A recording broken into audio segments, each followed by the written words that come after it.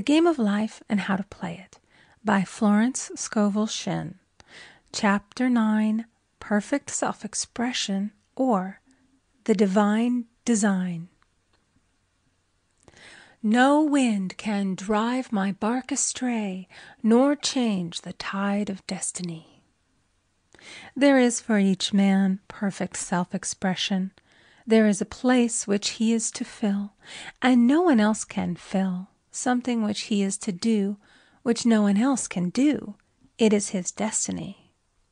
This achievement is held, a perfect idea in divine mind, awaiting man's recognition. As the imaging faculty is the creative faculty, it is necessary for man to see the idea before it can manifest. So man's highest demand is for the divine design of his life. He may not have the faintest conception of what it is, for there is possibly some marvelous talent hidden deep within him. His demand should be, Infinite Spirit, open the way for the divine design of my life to manifest. Let the genius within me now be released. Let me see clearly the perfect plan. The perfect plan includes health, wealth, love, and perfect self-expression. This is the square of life, which brings perfect happiness. When one has made this demand, he may find great changes taking place in his life, for nearly every man has wandered far from the divine design. I know in one woman's case it was as though a cyclone had struck her affairs, but readjustments came quickly, and new and wonderful conditions took the place of old ones. Perfect self-expression will never be labor, but of such absorbing interest that it will seem almost like play. The student knows also, as man comes into the world financed by God, the supply needed for his perfect self-expression will be at hand. Many a genius has struggled for years with the problem of supply, when his spoken word and faith would have released quickly the necessary funds. For example, after the class one day, a man came to me and handed me a cent. He said, I have just 7 cents in the world, and I'm going to give you 1, for I have faith in the power of your spoken word. I want you to speak the word for my perfect self-expression and prosperity. I spoke the word and did not see him again until a year later.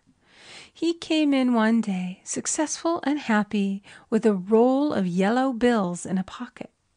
He said, immediately after you spoke the word, I had a position offered me in a distant city, and am now demonstrating health, happiness, and supply.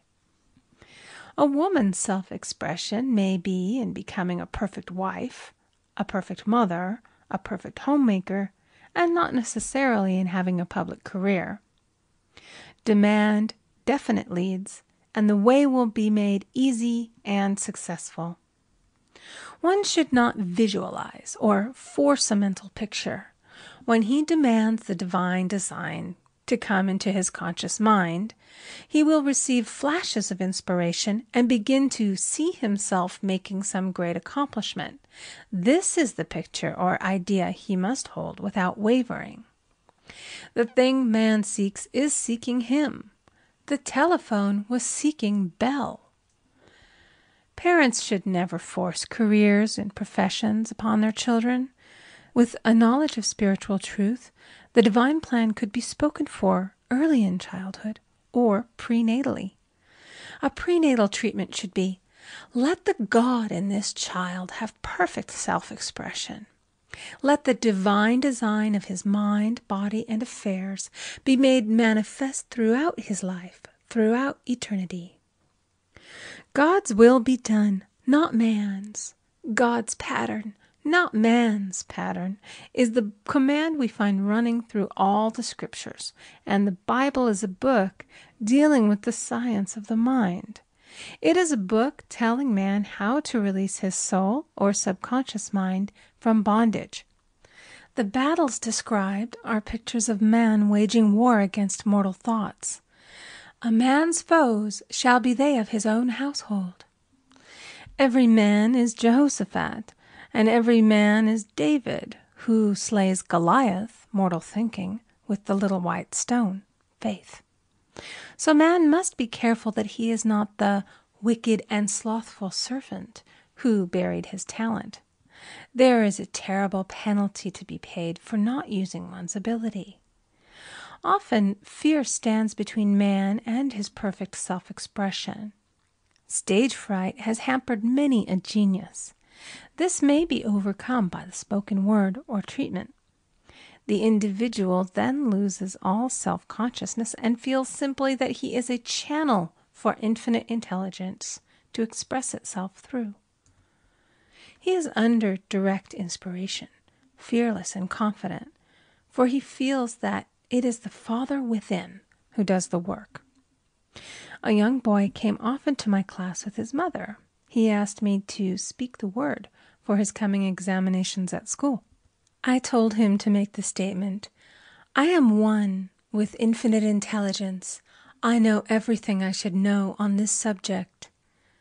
He had an excellent knowledge of history, but was not sure of his arithmetic. I saw him afterwards, and he said, "I spoke the word for my arithmetic and passed with the highest honors, but I thought I could depend upon myself for history and got a very poor mark."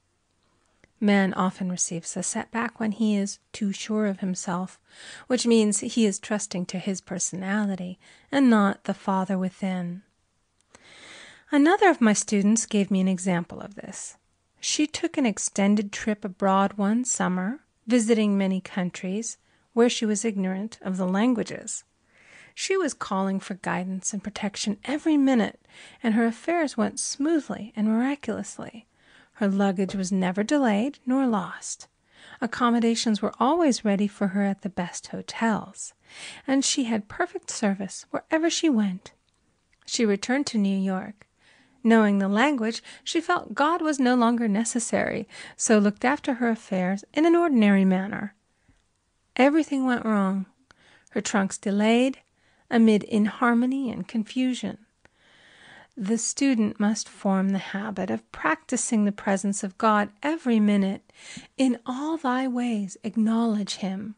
Nothing is too small or too great. Sometimes an insignificant incident may be the turning point in a man's life. Robert Fulton, watching some boiling water simmering in a tea kettle, saw a steamboat. I have seen a student often keep back his demonstration through resistance or pointing the way. He pins his faith to one channel only and dictates just the way he desires the manifestation to come, which brings things to a standstill. "My way, not your way," is the command of infinite intelligence. Like all power, be it steam or electricity, it must have a non-resistant engine or instrument to work through, and man is that engine or instrument. Over and over again, man is told to stand still. "O Judah, fear not, but tomorrow go out against them, for the Lord will be with you. You shall not need to fight this battle. Set yourselves, stand ye still, and see the salvation of the Lord with you."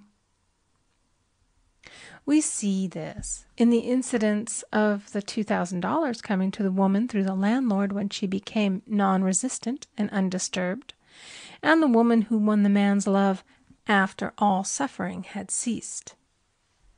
The student's goal is poise. Poise is power, for it gives God power a chance to rush through man, to will and to do its good pleasure. Poised, he thinks clearly and makes right decisions quickly. He never misses a trick.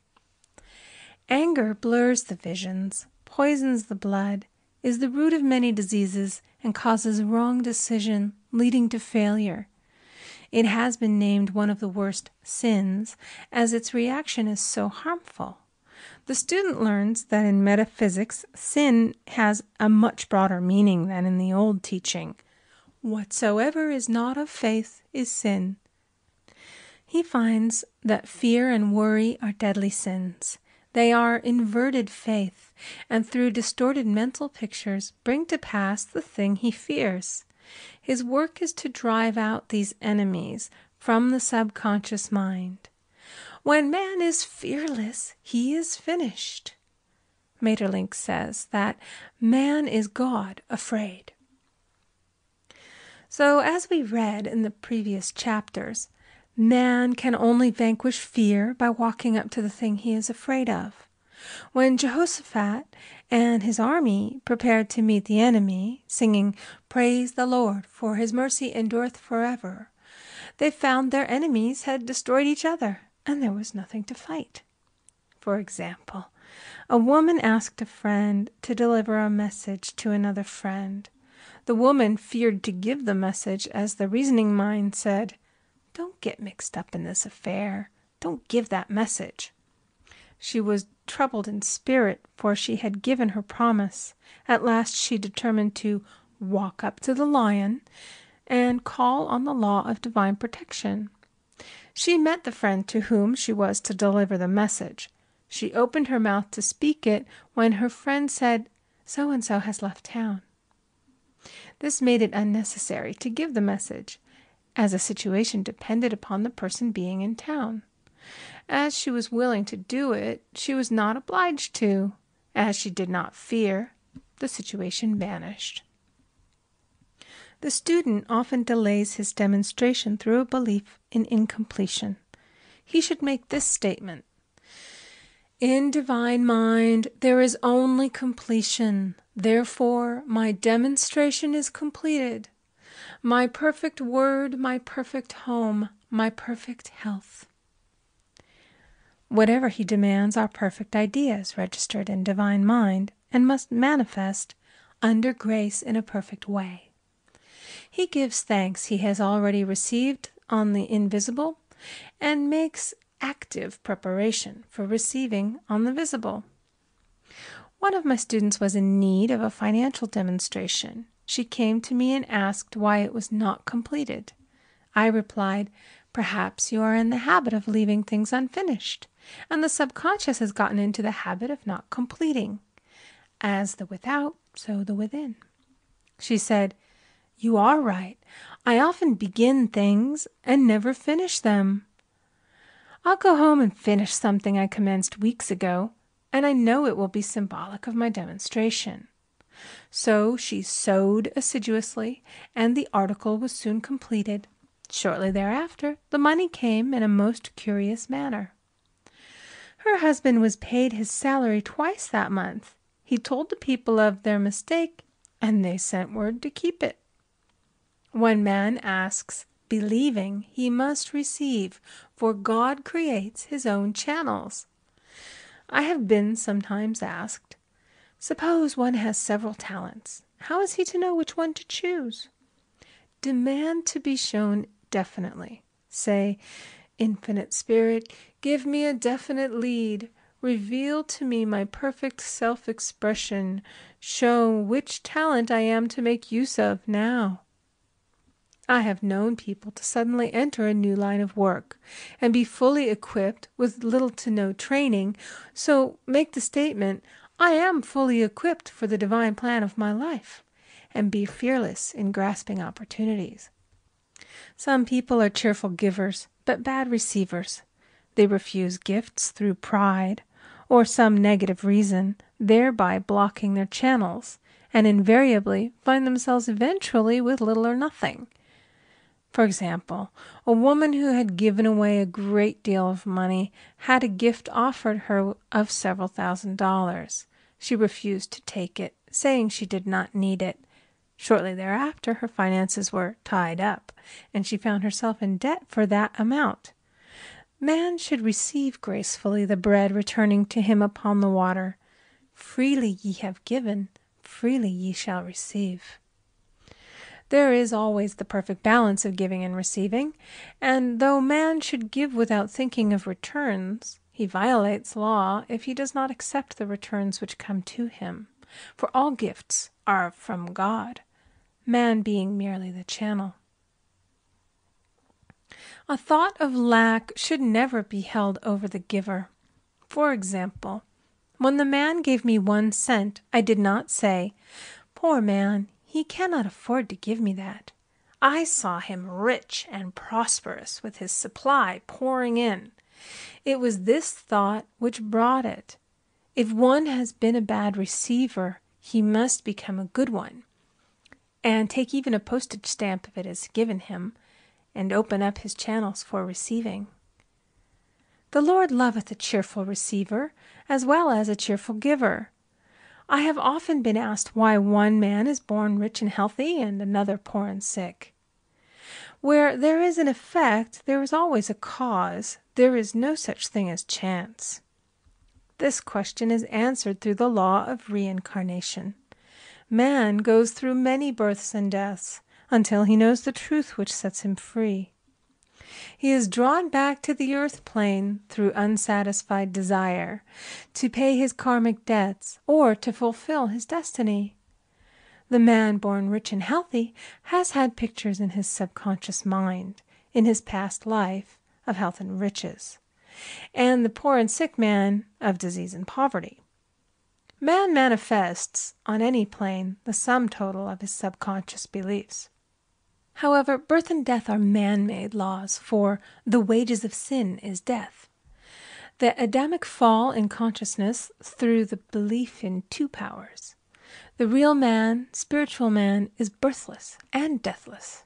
He was never born and has never died. As he was in the beginning, he is now and shall ever be.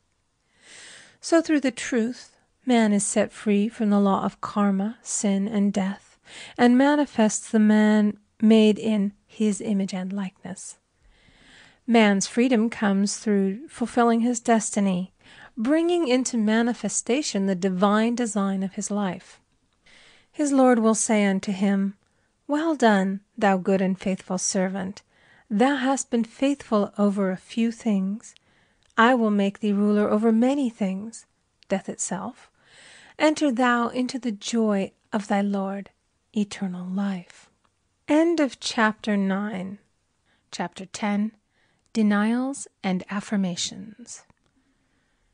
Thou shalt also decree a thing, and it shall be established unto thee. All the good that is to be made manifest in man's life is already an accomplished fact in divine mind, and is released through man's recognition or spoken word.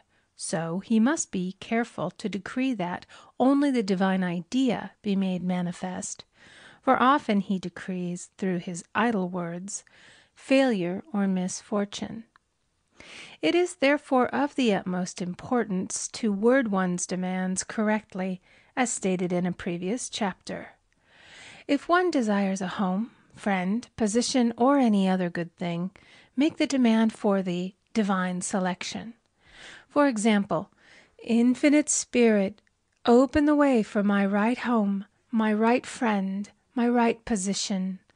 I give thanks that it now manifests under grace in a perfect way. The latter part of this statement is most important. For example, I knew a woman who demanded $1,000. Her daughter was injured, and they received $1,000 indemnity, so it did not come in a perfect way. The demand should have been worded in this way: Infinite Spirit, I give thanks that the $1,000, which is mine by divine right, is now released and reaches me under grace in a perfect way. As one grows in a financial consciousness, he should demand that the enormous sums of money which are his by divine right reach him under grace in perfect ways. It is impossible for man to release more than he thinks is possible, for one is bound by the limited expectancies of the subconscious. He must enlarge his expectancies in order to receive in a larger way. Man so often limits himself in his demands. For example, a student made the demands for $600 by a certain date. He did receive it, but heard afterwards that he came very near receiving $1,000, but he was given just $600 as a result of his spoken word. They limited the Holy One of Israel. Wealth is a matter of consciousness. The French have a legend giving an example of this. A poor man was walking along a road when he met a traveler, who stopped him and said, "My good friend, I see that you are poor. Take this gold nugget, sell it, and you will be rich all your days." The man was overjoyed at his good fortune and took the nugget home. He immediately found work and became so prosperous that he did not sell the nugget. Years passed, and he became a very rich man. One day he met a poor man on the road. He stopped him and said, "My good friend, I will give you this gold nugget, which, if you sell, will make you rich for life." The mendicant took the nugget, had it valued, and found it was only brass. So we see, the first man became rich through feeling rich, thinking the nugget was gold. Every man has within him a gold nugget. It is his consciousness of gold, of opulence, which brings riches into his life. In making his demands, man begins at his journey's end. That is, he declares he has already received. "Before ye call, I shall answer." Continually affirming establishes the belief in the subconscious. It would not be necessary to make an affirmation more than once if one had perfect faith. One should not plead or supplicate, but give thanks repeatedly that he has received. The desert shall rejoice and blossom as the rose. This rejoicing, which is yet in the desert state of consciousness, opens the way for release. The Lord's Prayer is in the form of command and demand. "Give us this day our daily bread, and forgive us our debts as we forgive our debtors," and ends in praise. "For thine is the kingdom and the power and the glory forever. Amen.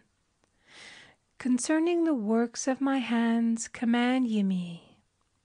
So prayer is command and demand, praise and thanksgiving. The student's work is in making himself believe that with God all things are possible.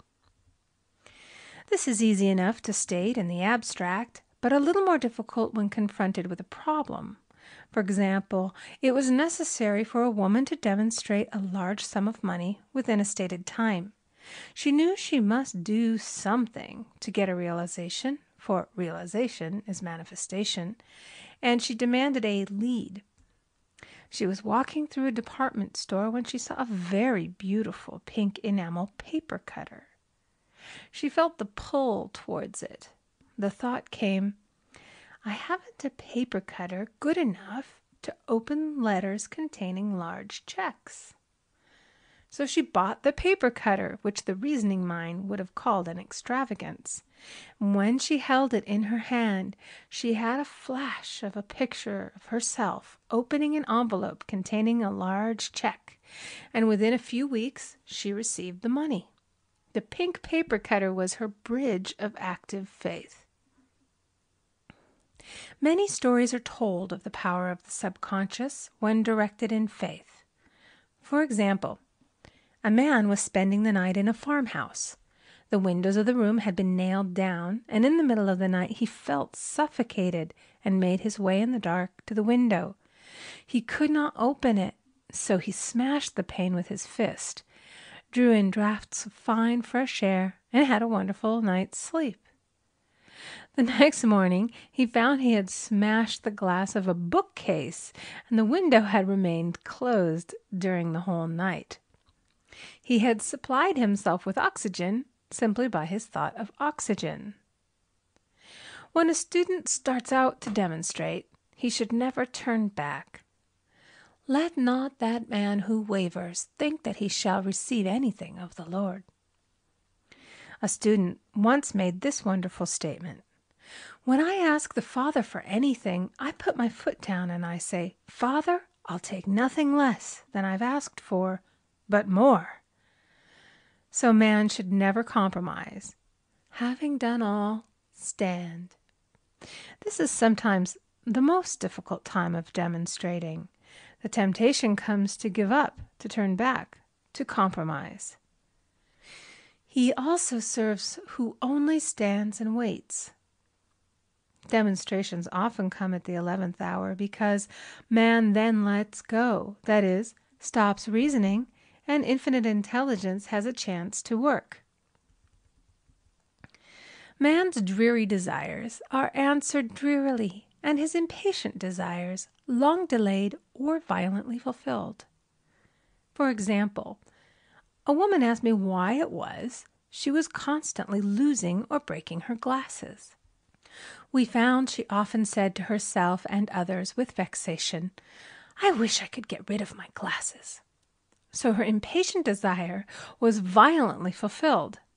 What she should have demanded was perfect eyesight, but what she registered in the subconscious was simply the impatient desire to be rid of her glasses, so they were continually being broken or lost. Two attitudes of mind cause loss: depreciation, as in the case of the woman who did not appreciate her husband, or fear of loss, which makes a picture of loss in the subconscious. When a student is able to let go of his problem, cast his burden, he will have instantaneous manifestation. For example, a woman was out during a very stormy day, and her umbrella was blown inside out. She was about to make a call on some people whom she had never met, and she did not wish to make her first appearance with a dilapidated umbrella. She could not throw it away, as it did not belong to her. So in desperation she exclaimed, "Oh God, you take charge of this umbrella. I don't know what to do." A moment later a voice behind her said, "Lady, do you want your umbrella mended?" There stood an umbrella mender. She replied, "Indeed I do." The man mended the umbrella while she went into the house to pay her call, and when she returned she had a good umbrella. So there is always an umbrella mender at hand on man's pathway when one puts the umbrella or situation in God's hands. One should always follow a denial with an affirmation. For example, I was called on the phone late one night to treat a man whom I had never seen. He was apparently very ill. I made the statement, "I deny the appearance of disease. It is unreal, therefore cannot register in his consciousness. This man is a perfect idea in divine mind, pure substance expressing perfection." There is no time or space in divine mind. Therefore, the word reaches instantly its destination and does not return void. I have treated patients in Europe and have found that the result was instantaneous. I am asked so often the difference between visualizing and visioning. Visualizing is a mental process governed by the reasoning or conscious mind. Visioning is a spiritual process governed by intuition or the superconscious mind. The student should train his mind to receive these flashes of inspiration and work out the divine pictures through definite leads. When a man can say, "I desire only that which God desires for me," his false desires fade from the consciousness, and a new set of blueprints is given him by the master architect, the God within. God's plan for each man transcends the limitation of the reasoning mind and is always the square of life, containing health, wealth, love, and perfect self-expression. Many a man is building for himself in imagination a bungalow when he should be building a palace. If a student tries to force a demonstration through the reasoning mind, he brings it to a standstill. "I will hasten it, saith the Lord." He should act only through intuition or definite leads. "Rest in the Lord and wait patiently. Trust also in Him, and He will bring it to pass." I have seen the law work in the most astonishing manner. For example, a student stated that it was necessary for her to have $100 by the following day. It was a debt of vital importance which had to be met. I spoke the word, declaring spirit was never too late, and that the supply was at hand. That evening she phoned me of the miracle. She said that the thought came to her to go to her safety deposit box at the bank to examine some papers. She looked over the papers, and at the bottom of the box was a new $100 bill. She was astounded, and she said she knew she had never put it there, for she had gone through the papers many times. It may have been a materialization, as Jesus Christ materialized the loaves and fishes. Man will reach the stage where his word is made flesh, or materialized instantly. The fields ripe with the harvest will manifest immediately, as in all of the miracles of Jesus Christ. There is a tremendous power alone in the name Jesus Christ. It stands for truth made manifest. He said, "Whatsoever ye ask the Father in my name, he will give it to you." The power of this name raises the student into the fourth dimension, where he is freed from all astral and psychic influences, and he becomes unconditioned and absolute, as God himself is unconditioned and absolute. I have seen many healings accomplished by using the words, "in the name of Jesus Christ." Christ was both person and principle, and the Christ within each man is his Redeemer and salvation. The Christ within is his own fourth-dimensional self, the man made in God's image and likeness. This is the self which has never failed, never known sickness or sorrow, was never born, and has never died.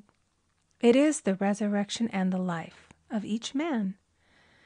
"No man cometh to the Father save by the Son," means that God, the universal, working on the place of the particular, becomes the Christ in man.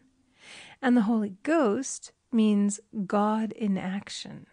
So daily, man is manifesting the Trinity of the Father, Son, and Holy Ghost.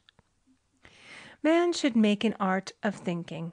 The master thinker is an artist, and is careful to paint only the divine designs upon the canvas of his mind, and he paints these pictures with masterly strokes of power and decision, having perfect faith that there is no power to mar their perfection, and that they shall manifest in his life the ideal made real. All power is given man, through right thinking, to bring his heaven upon his earth, and this is the goal of the game of life. The simple rules are fearless faith, non-resistance, and love. May each reader be now freed from that thing which has held him in bondage through the ages, standing between him and his own, and know the truth which makes him free. Free to fulfill his destiny, to bring into manifestation the divine design of his life, health, wealth, love, and perfect self-expression. Be ye transformed by the renewing of your mind. End of Chapter 10. Chapter 11. Denials and Affirmations. For prosperity. God is my unfailing supply, and large sums of money come to me quickly, under grace, in perfect ways. For right conditions. Every plan my Father in heaven has not planned shall be dissolved and dissipated, and the divine idea now comes to pass. For right conditions. Only that which is true of God is true of me, for I and the Father are one. For faith. As I am one with God, I am one with my good, for God is both the giver and the gift. I cannot separate the giver from the gift. For right conditions. Divine love now dissolves and dissipates every wrong condition in my mind, body, and affairs. Divine love is the most powerful chemical in the universe, and dissolves everything which is not of itself. For health. Divine love fills my consciousness with health, and every cell in my body is filled with light. For the eyesight. My eyes are God's eyes, I see with the eyes of spirit. I see clearly the open way. There are no obstacles on my pathway. I see clearly the perfect plan. For guidance. I am divinely sensitive to my intuitive leads, and give instant obedience to thy will. For the hearing. My ears are God's ears. I hear with the ears of spirit. I am non-resistant, and am willing to be led. I hear glad tidings of great joy. For right work. I have a perfect work in a perfect way. I give a perfect service for perfect pay. For freedom from all bondage. I cast this burden on the Christ within, and I go free. End of Chapter 11. Recording by Amy Conger. End of The Game of Life and How to Play It by Florence Scovel Shinn.